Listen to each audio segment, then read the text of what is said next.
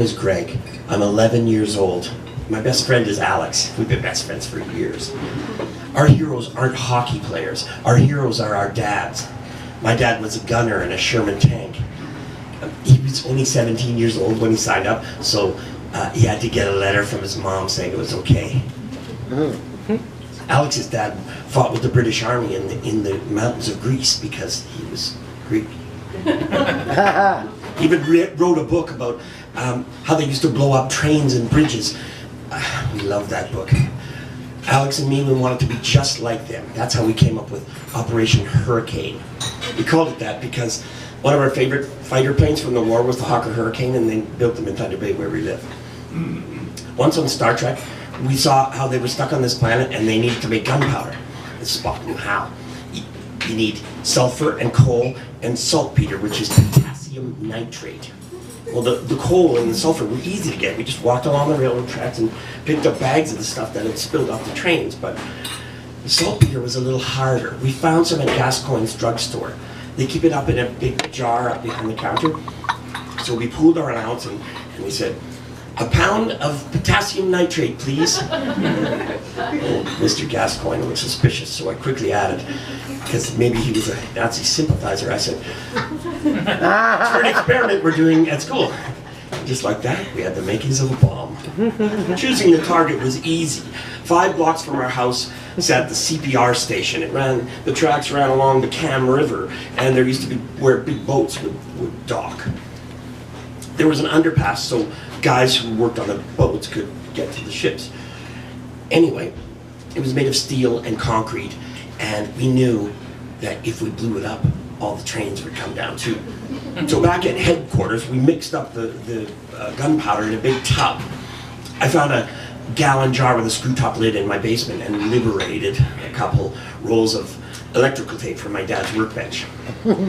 We also had a big can of barbecue lighter fluid, and we shoplifted a couple boxes of paper matchbooks from Loblaws. And more, sometimes you gotta do stuff like that. Anyway, we put a layer of gunpowder in the jar, and then a layer of match heads, and then soaked it with lighter fluid and pressed it all down and kept it in layers and layers and layers until it was full. I banged a hole in the lid of the jar, and we got a big heavy cord to put in there for a wick.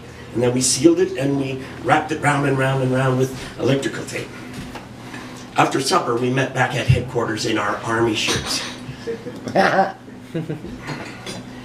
We packed the bomb in an army backpack, put in a couple chocolate bars in the side pocket, filled the canteen with water, rubbed coal dust all over our faces, and then headed out on our mission. We darted from bush to bush till we got to the target. Once we were there, we had a little bit of the sea rations and a couple sips of water. It's hard work darting around like that. We decided that we would put the bomb right in the middle of the bridge. We figured if we blew that part up, the rest of it would come crashing down. So we soaked the wick in the last of the lighter fluid and stuck it up among the girders, lit the fuse, and then ran like hell. We got behind these concrete stairs and we covered our ears and our hearts were beating. Nothing happened. Well, eventually we knew something was wrong, so we carefully approached the bomb, and son of a bitch, the wick had gone out. So we'd have to try to relight it.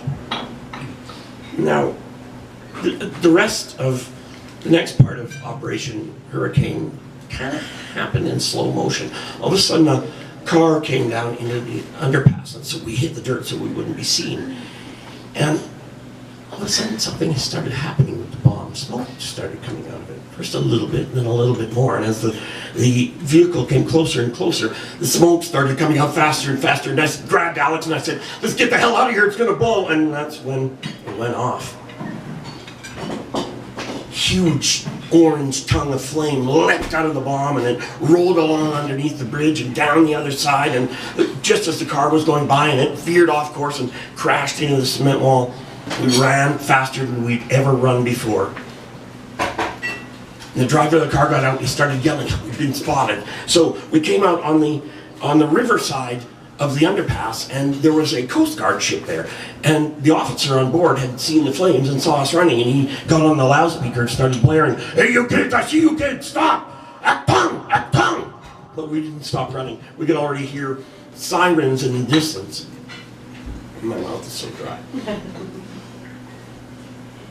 It was the Gestapo.